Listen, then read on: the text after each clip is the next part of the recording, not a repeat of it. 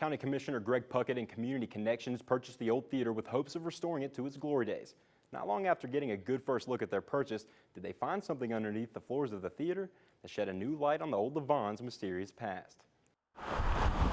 We're going to try to make it as much to the theme of the original, but because of the way that the building was, I mean, it's 104 years old. While gutting the theater's interior, Puckett says the more they uncovered, the more they learned about the theater's history. This platform went down into what was a crawl space. And then they discovered a loose floorboard. You ready? I'm ready. A small staircase leading under the theater.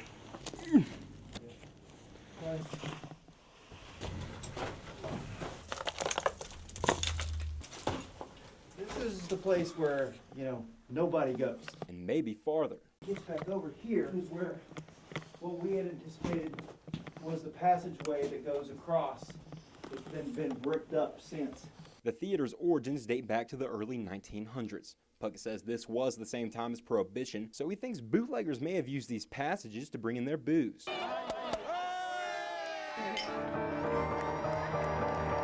Or a way for people to travel below the city. Right here is another passageway that's been bricked up.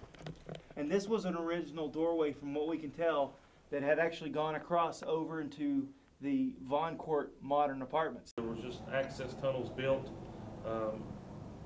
probably at the time for running water lines. While city firefighters aren't sure what's under the theater, Captain Keith Gano says he thinks he saw something similar under an old barber shop on the 800 block of Mercer Street. There was an access to one of those tunnels through that barber shop. And on the wall, when you went from the barber shop into the old basement part of the building, there was a yellow radiation sign that was near the entrances of one of those tunnels. Have these so-called tunnels been discovered before? And who would know about them?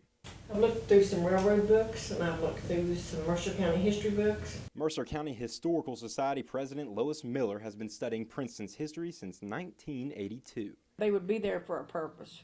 In 30-plus years, she hasn't seen a tunnel under the city. But Miller says there are structures underground. I've seen plenty of fallout shelters in the Princeton area where they thought during a disaster or something or other that they might have to run to these fallout shelters for safety. That's like kind of the only really good guess you could give to this. That's the only really good guess I could give. I can't prove and I can't disprove it. I just don't have any information to prove that there is an underground tunnel. I haven't heard nothing about no tunnels up underneath the town anywhere. I've been here 28 years. Maybe a safety bunker. Or a bootlegger's best-kept secret.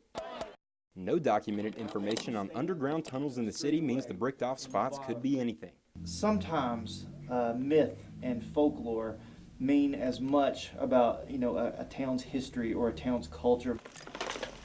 Puckett says that's the fun of the mystery. Do I want to hear the story? I'd love to hear the story. Maybe it was nothing, but I believe it goes too. So hey, who knows? Hey, I'll second that.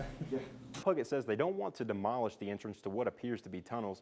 He's afraid the bricks may help support the structure of the building. Greg Courtney, back to you.